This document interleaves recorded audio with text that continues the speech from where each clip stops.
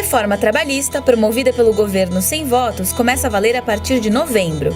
Vai ser, na prática, o desmonte das leis do trabalho e o crescimento do emprego precarizado. Trabalho temporário, emprego intermitente, férias picotadas. O seu trabalho vai valer menos e a população pode ser empobrecida. O que vai acontecer nesse ambiente de desvalorização?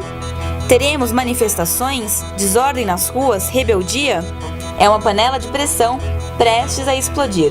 O sociólogo Rui Braga, pesquisador e professor da Universidade de São Paulo, acha que estamos chegando a uma situação limite. A reforma trabalhista foi pensada, planejada e executada com o claro propósito de aumentar a precarização do mundo do trabalho no Brasil. Rui Braga está lançando agora este livro, A Rebeldia do Precariado, onde estuda a globalização da economia, os efeitos no seu emprego e como se dá a resistência contra a quebra das relações de trabalho. Para falar sobre o precariado, Celso Napolitano recebe Rui Braga, sociólogo e professor da USP, e José Faro. Pode entrar, a sala é sua.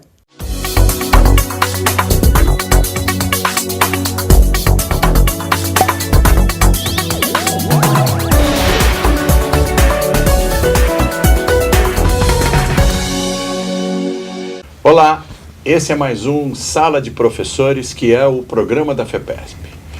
Como sempre, agradecemos a sua audiência e contamos com a sua participação, crítica, sugestões.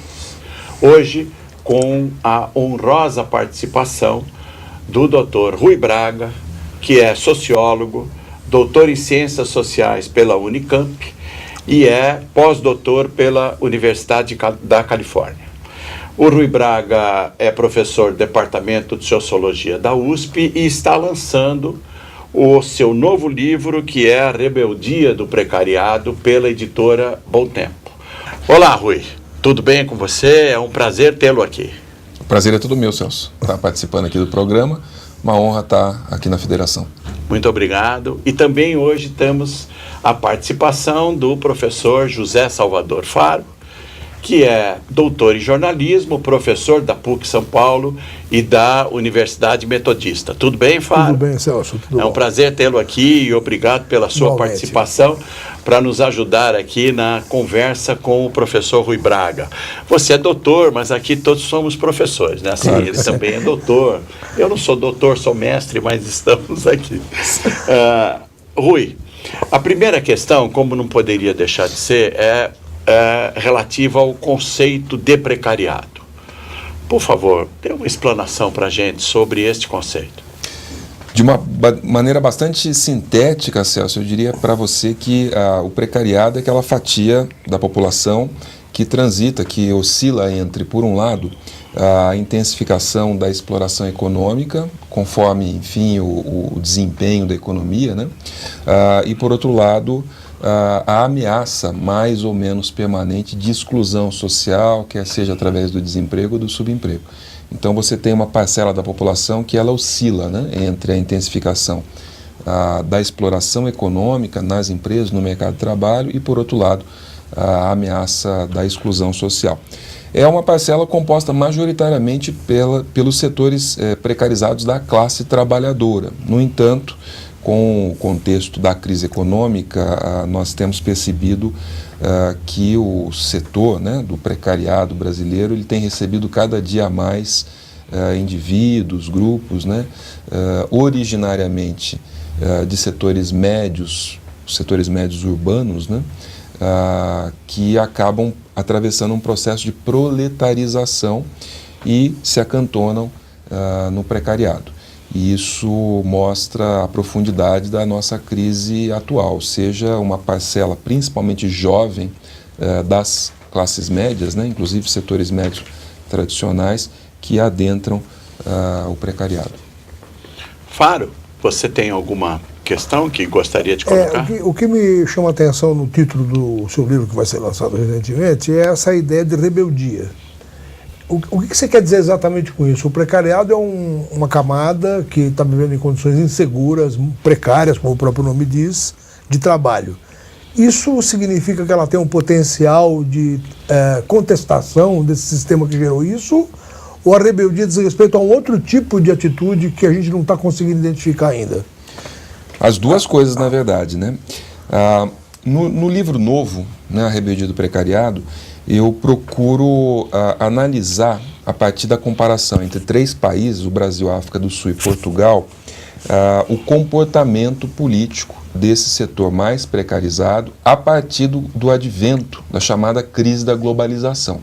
A crise da globalização é esse processo, inicialmente, de crise econômica que vai, vamos dizer assim, se desenvolvendo como uma crise política, uma crise social e uma crise de integração das sociedades nacionais em diferentes contextos, né, a partir de 2008, e que tem como um dos seus efeitos principais, é um pouco essa minha contribuição no livro, ou seja, muito se fala de crise da globalização, mas pensando sempre a questão do comportamento econômico, né? Normalmente associado aí ao PIB dos diferentes países, ou mesmo a questão do aumento do desemprego e assim por diante.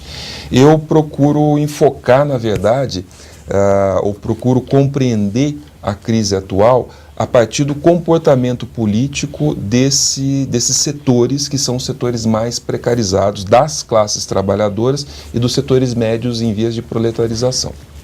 A rebeldia ela se coloca da seguinte maneira, ou seja, com o aprofundamento, né, do processo de crise, aumento do desemprego e aumento do subemprego, associado a políticas que são medidas, que são tomadas, né, por governos, atacando a proteção trabalhista, atacando a regulação trabalhista e adotando medidas que mercantilizam, quer seja o trabalho, mas mercantilizam também os direitos, mercantilizam, por exemplo, as terras, né, as terras urbanas, mercantilizam, por exemplo, dinheiro, né, com o aumento do endividamento das famílias trabalhadoras e dos setores médios, né, com esse tipo de desenvolvimento do processo de crise, aumenta exponencialmente o precariado e, consequentemente, o precariado ele se distancia daquela promessa política de o mínimo de segurança no âmbito de um mercado de trabalho regulado,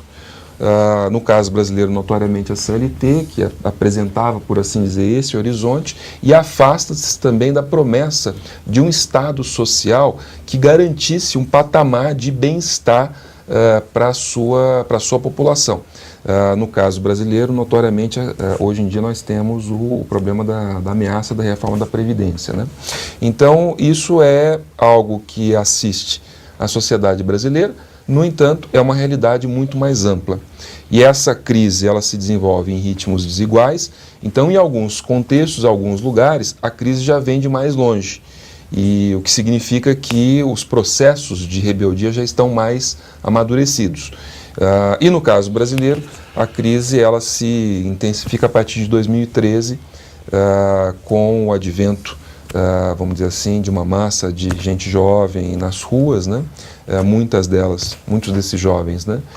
Em condições precárias de emprego, e é sucedido a partir de 2015 com medidas de austeridade e aprofundamento da recessão econômica. Então, a partir dessa dinâmica, ou seja, a gente tenta procurar entender qual o comportamento político.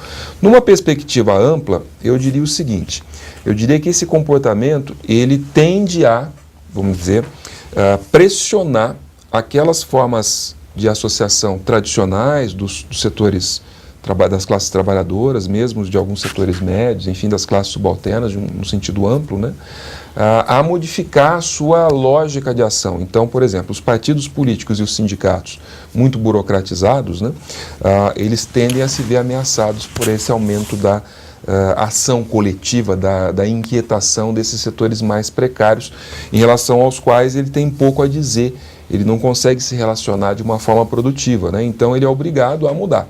A mudança pode se dar de uma forma progressista, ou seja, ele se abre para esses setores, modifica os seus mecanismos, né, de ação política, se tornam mais dinâmicos, ou então de uma maneira mais regressiva, se tornando ainda mais corporativos e refratários às demandas desses setores mais precarizados. Então, como eu disse para o Fábio, é uma coisa e outra, quer dizer, dependendo um pouco da reação, ou seja, do tipo de efeito que isso tem na chamada vida política mais tradicional, quer seja partidos políticos, quer seja os sindicatos, né? você vai ter um aumento do ressentimento social entre esses setores mais precarizados, ou então soluções mais progressistas, né?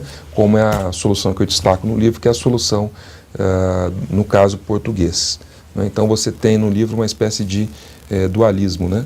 De um lado, uma solução mais progressista no caso português, uma solução mais regressiva no caso da África do Sul, onde os sindicatos eles se tornam mais burocráticos e mais alinhados ao governo do Congresso Nacional Africano, consequentemente refratário a essas demandas democratizantes, né, desses setores mais precarizados. E no caso brasileiro você tem uma espécie de oscilação do período Lula até agora, esse período pós-golpe, enfim, a gente vê uma oscilação.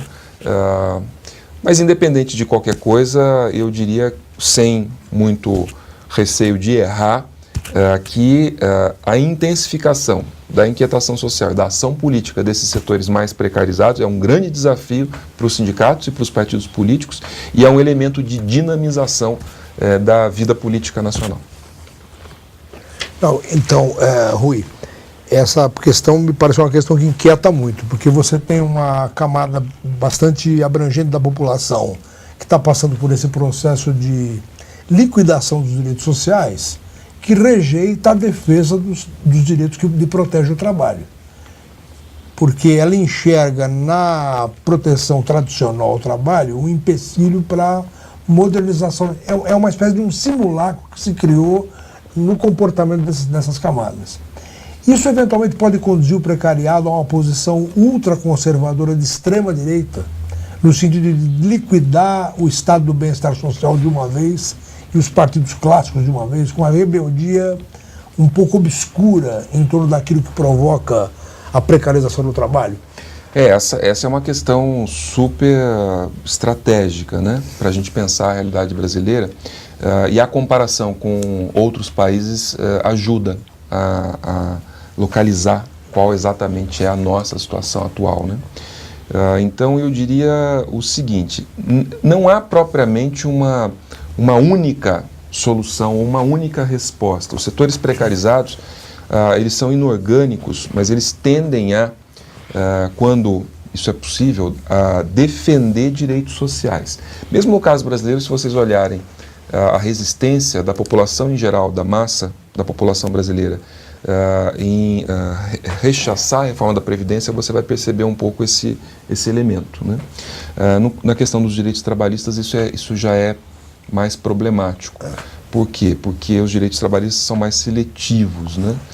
No tocante aí a maioria da população brasileira. Então, quando você olha, por exemplo, para a África do Sul, em que a promessa da cidadania salarial, ou seja, da proteção social trabalhista, enfim, ela foi se amesquinhando e deixando tanta gente de fora, o aumento da desigualdade nos últimos anos, enfim, você tem, evidentemente, uma espécie de um desassombro, né, um desencantamento em relação à proteção trabalhista, como se fosse um horizonte tão inalcançável que não vale a pena defender, ou não vale a pena, digamos assim, mobilizar-se por buscar estes direitos. É mais ou menos um salve-se quem puder. Rui, desculpa te interromper, e já interrompendo, eu quero deixar esse gancho para a gente entrar. Você está falando da África do Sul, para a gente entrar na questão da reforma trabalhista aqui do Brasil e fazer um intervalo agora, deixar esse gancho para o próximo bloco do nosso programa, que está correndo em velocidade vertiginosa, porque a conversa é muito boa e o papo com o Rui flui muito bem. Você fica por aí, por favor, nos aguarde que nós estamos voltando.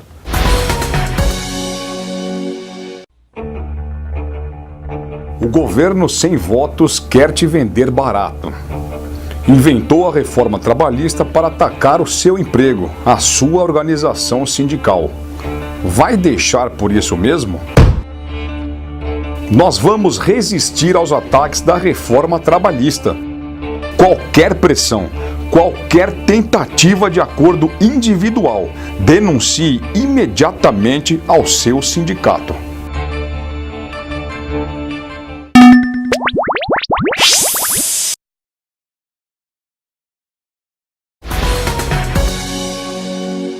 Estamos de volta com o Sala de Professores, hoje com a presença do Rui Braga, que é sociólogo, professor da USP e que está lançando o livro A Rebeldia do Precariado pela editora Boitempo. Rui, eu te interrompi no final do outro bloco, gostaria que você completasse o seu raciocínio com relação à África do Sul, para que a gente possa entrar agora nessa questão da reforma trabalhista aqui no Brasil. Né? Claro, Celso. Como eu estava observando, quer dizer, num contexto, como o contexto nacional sul-africano, onde a promessa de uma certa segurança e proteção do trabalho para a imensa e esmagadora maioria da população trabalhadora, principalmente a população trabalhadora negra, né, ela se tornou uma promessa pouco crível. O que tende a acontecer é uma intensificação da fragmentação da ação política e, consequentemente, a possibilidade, o surgimento de fenômenos que são muito regressivos, como, por exemplo, o aumento da xenofobia, da violência xenofóbica e daquele tipo de protesto que termina invariavelmente em quebra-quebra, enfim, em violência social. Desses setores mais precarizados, né, que buscam, por exemplo, pressionar o governo por algum tipo de política de assistência ou, no caso da África do Sul em especial, a entrega de serviços essenciais, como água e luz, para essa população negra pobre, precarizada, né? Mas você pode ter também uma solução progressiva, né? Ou seja, uma solução que aponte para uma alternativa de fato, tendo em vista essa ação dos setores mais precários, né? É o caso notoriamente de Portugal, em que a mobilização dos jovens precarizados, né, o setor do precariado português que se mobiliza, é um setor bastante jovem, né, que se auto-organiza em movimentos, enfim, é um pouco o que eu analiso no livro, né, não apenas pressiona o Estado a recuar das suas medidas de austeridade que atingem diretamente esses setores, que vão se tornando, vamos dizer assim, setores excedentes em relação aos direitos, que não têm acesso mais aos direitos sociais, aos direitos, por exemplo, como a educação, a saúde, e assim por diante. Esses setores excluídos, né, das chamadas políticas de bem-estar, né, da promessa do Estado Social, no caso em Portugal, eles se mobilizam em defesa do Estado Social. Por quê? Porque ainda há uma certa, vamos dizer assim, um horizonte de possibilidade de você entrar no Estado Social, de ser integrado ao Estado Social.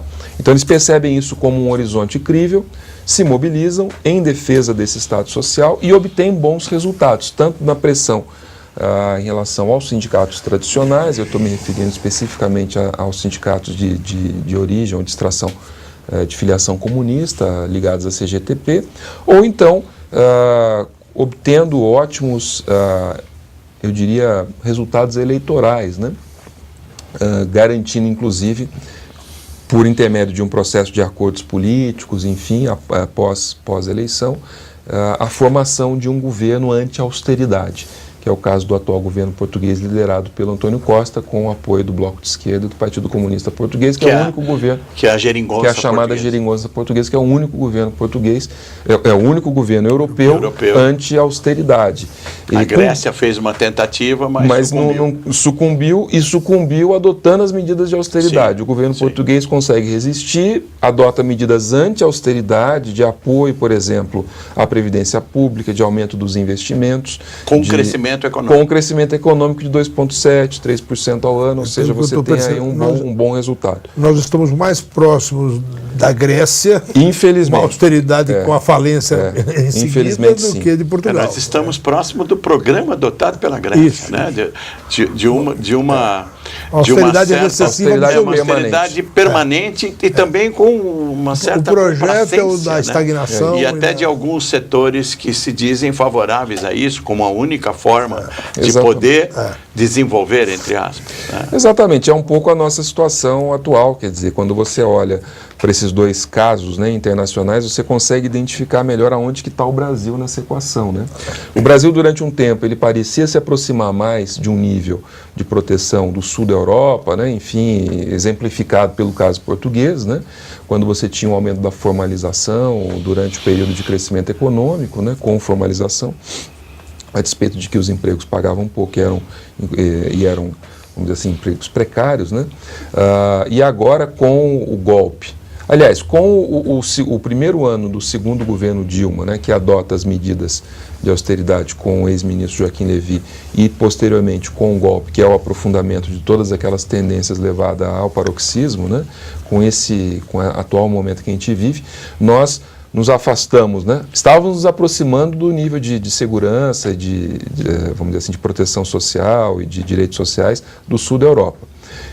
Agora estamos nos afastando aceleradamente e nos aproximando da África do Sul. Você citou o caso de uma rebeldia, entre aspas, em relação à reforma trabalhista, de um protesto em relação à reforma.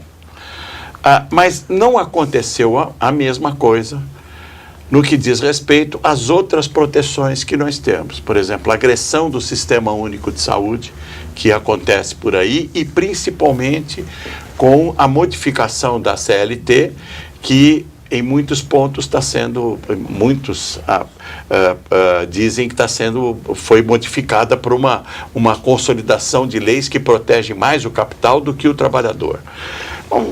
Não é um paradoxo isso? Quer dizer, o precariado se colocou contra, né, o desmantelamento de uma rede de proteção em termos de previdência e se manteve inerte com relação à questão trabalhista. É por conta da comunicação?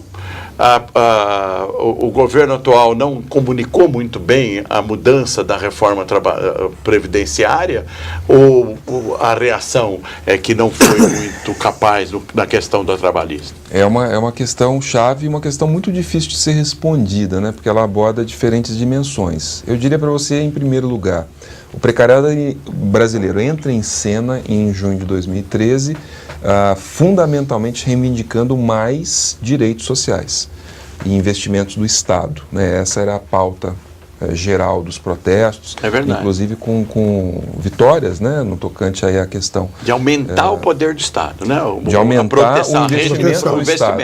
Mais saúde, mais educação, mais investimento em transporte público, mais moradia popular, ou seja, essa foi a grande reivindicação.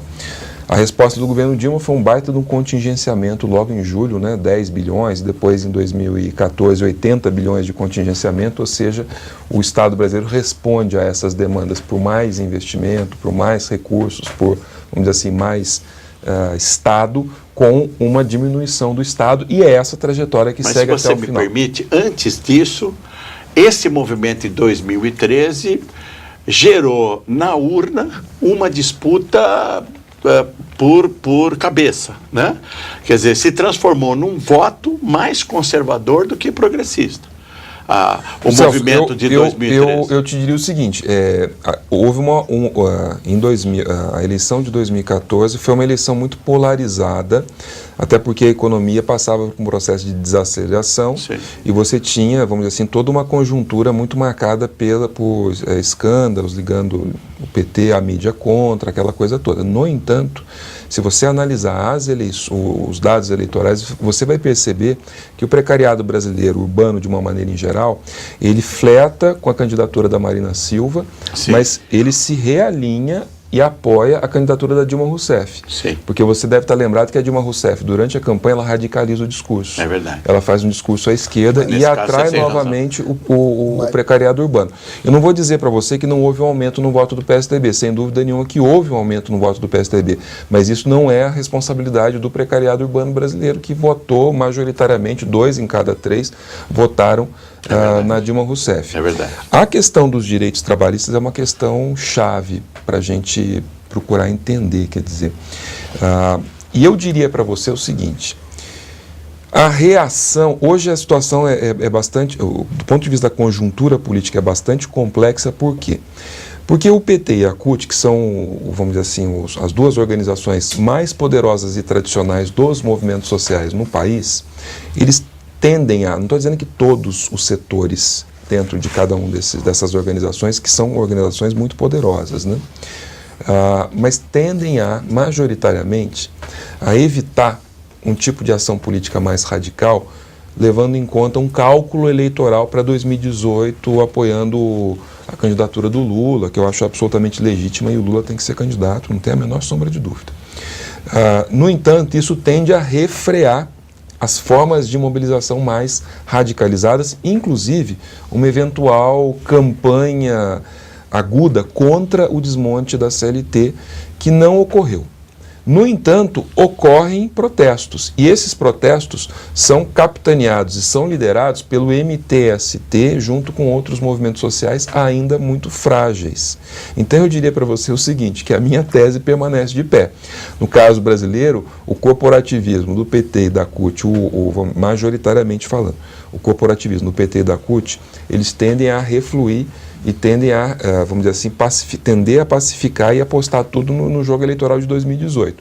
E a rebeldia do precariado expressa organicamente no MTST é que tende a ir mais longe na defesa dos direitos trabalhistas, dos direitos sociais e na crítica ao desmonte da promessa de Estado Social no país. Tem duas variáveis aí que me chamam a atenção. Primeiro, é o estigma que a mídia tem colocado de maneira sistemática sobre qualquer tipo de alternativa fora dessa ideia de modernização que o Temer está vendendo.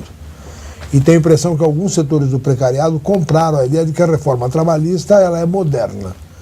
Talvez seja um setor médio desse precariado. Você tem um componente de classe média que tem uma ideologia conservadora.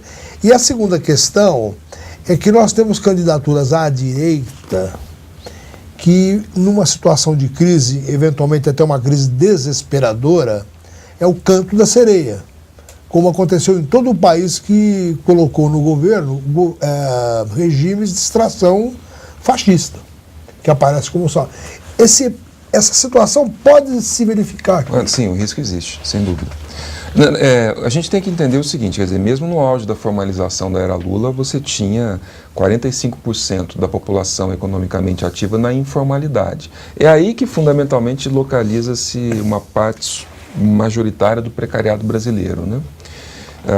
Então a gente tem que entender que desde sempre uma parte grande dessa população precarizada, ela está se virando. Ou seja, ela não que ela não deseja, ela até deseja. Em alguns momentos, ela entra no mercado formal, mas ela logo é expelida do mercado formal. Então é um pouco a trajetória desse entra e sai. Consequentemente, para essa população em condições de crise, quando, vamos dizer assim, a perspectiva da proteção trabalhista ela se torna ainda mais distante, porque ela não tem nenhum emprego e ela tem que se virar com algum tipo de atividade na informalidade ou mesmo na ilegalidade, é razoável supor que essa população ela se ressinta ou simplesmente não se interesse pela defesa dos direitos trabalhistas, porque não é a realidade que ela vive. E esses setores, que são os setores, vamos dizer assim, da população, das periferias, enfim, eles podem sim ser seduzidos por um discurso radical de direita, levando-se em conta o processo de radicalização política, de polarização política que a gente vive no país. Infelizmente, a conversa é maravilhosa, infelizmente o tempo esgotou e eu tenho certeza que os nossos amigos, professores, estão adorando e vão adorar essa conversa, mas temos que encerrar por aqui. Agradecendo o Rui Braga, excelente, ótimo. E agradecendo o professor Faro, nosso companheiro aqui também do Sindicato dos Professores de São Paulo. Obrigado, Rui. Muito obrigado, Celso. Muito obrigado, Faro. Prazer e uma honra estar aqui com vocês. Fiquei muito feliz com o convite. Espero que os telespectadores possam aproveitar também a entrevista. O prazer é nosso e, como sempre, critique, participe, opine. fepesp.org.br. Até o próximo Sala de Professores. Obrigado.